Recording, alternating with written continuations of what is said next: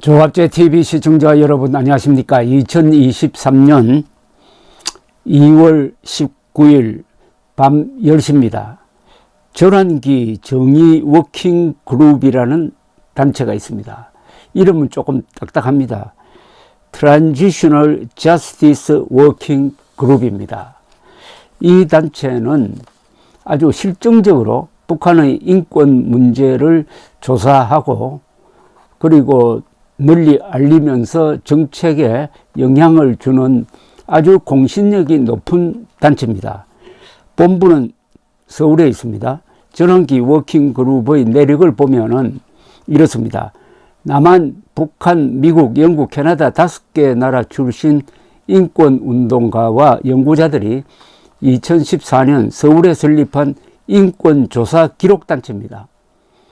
무력분쟁이나 독재체제로부터 전환 중이거나 아직 전환이 이루어지지 않는 사회에서 대규모 인권 침해를 다루는 모범 사례를 개발하고 피해자 중심 접근과 정의를 구현하는 것을 목표로 활동하고 있습니다.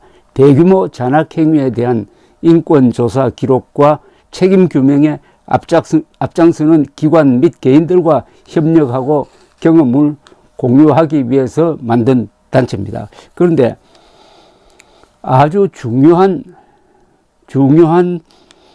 결과를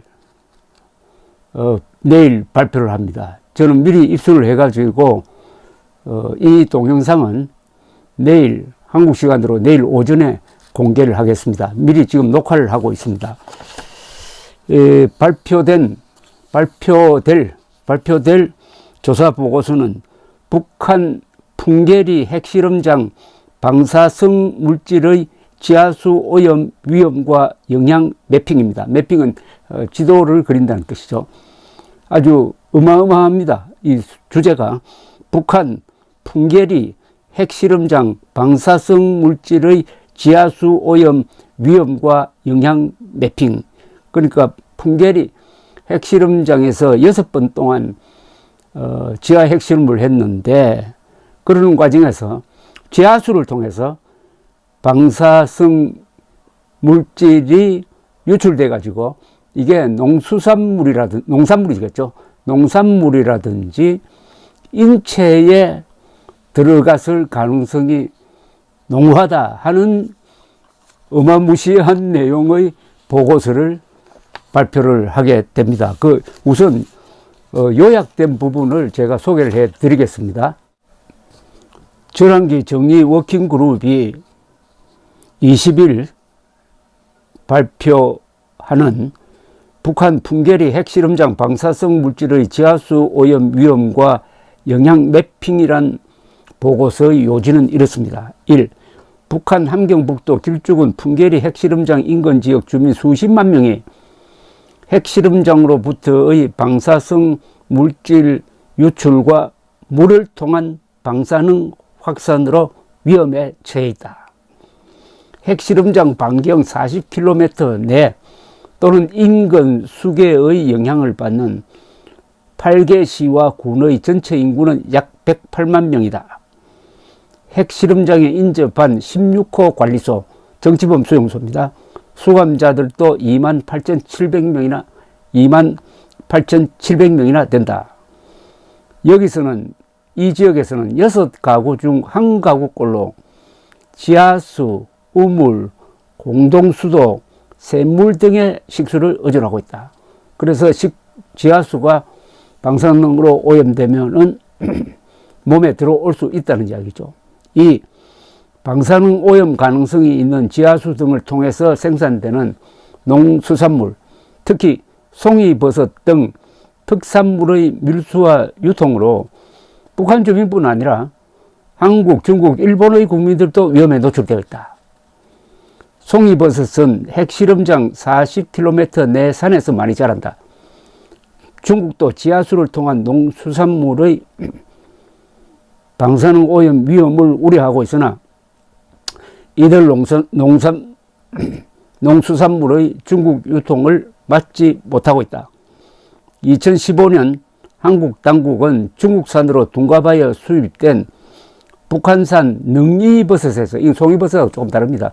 능이버섯에서 기준치의 9배 이상 되는 방사성 세슘 동위원소를 검출했으나 북한의 원산지는 확인할 수 없었다.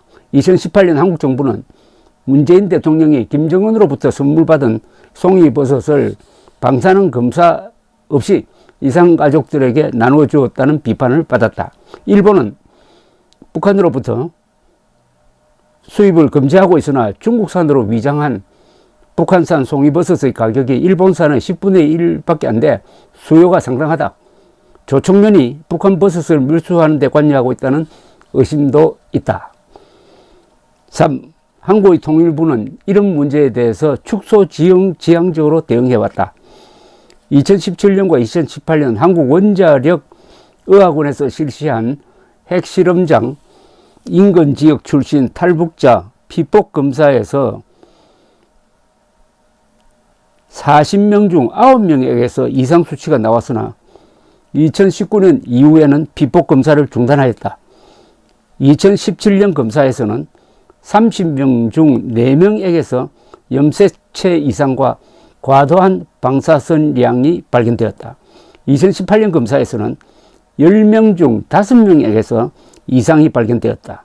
특히 핵실험장 인근에서 1, 2차 핵실험 시기까지 살았던 사람보다는 3차, 4차, 5차, 6차 핵실험까지 살았던 탈북자들 몸에서 더 많은 염색체 이상과 방사선량이 검출되었다. 그런데 통일부에서는 이상 징후가 있는 사람이 왜 그런 방사선에 노출되었느냐 하는 데 대해서는 핵실험 때문이라고 특정할 수가 없다는 입장이고, 이들 중에서 아직 질환 증세를 보이고 있는 사람은 없다, 이렇게 해명을 하고 있습니다. 그러나 탈북자들 중에서 이 이상이 발견되는 비율이 일반인들보다 훨씬 높습니다. 그러니까 핵실험과의 연관성을 의심하지 않을 수 없다 이거죠. 국회에서는 핵실험장 인근 출신 탈북자들에 대한 전수조사를 통일부에 공고했지만 2023년 2월 현재 재개되지 않고 있다. 이런 조사를 하지 않고 있다는 게 문제 아니겠습니까? 2022년 말까지 입국한 탈북민 총 33,882명 중 북한의 2006년 제1차 핵실험 후까지 살다가 탈북한 이들은 881명이다. 14억 원의 예산만 있으면 이들에 대한 전수조사가 가능하다, 이렇게 되어 있습니다. 전환기 정의 워킹그룹은 이 보고서를 발표를 하면서 다음과 같은 5가지 점에 주의를 촉구하고 있습니다. 첫째, 북핵 문제와 북한 인권 문제의 불가분성을 선명히 하는 것이다. 핵 문제와 북한 인권 문제는 같다는 겁니다. 둘째, 거듭된 핵실험으로 인한 피해와 위험을 여러 수단과 경로로 북한 주민들에게 알려야 한다. 셋째, 북한산 농수산물의 밀수와 유통이 한국인, 중국인, 일본인의 건강도 위협해 왔다는 인식을 높일 필요가 있다. 넷째, 한국 정부로 하여금 핵실험장 인근 지역에 살았던 탈북민들에 대한 피폭 검사를 확대하고 검사 결과를 공개하게 하는 것이다. 다섯째, 우리는 이해관계국들과 국제기구들이 이 보고서의 내용을 근거로 추가 조사를 통해 무엇을 짚어보고 어떻게 추진할 것인지 논의하기를 기대한다. 이런 종류의 보고서는 계속 추적이 되어야 합니다.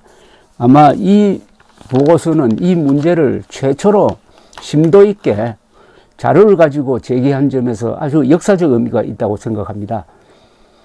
북한 정권의 속성으로 봐서 방사능 오염, 특히 지하수를 통한 오염에 대해서 거의 신경을 안 쓰고 있을 것이 틀림없습니다.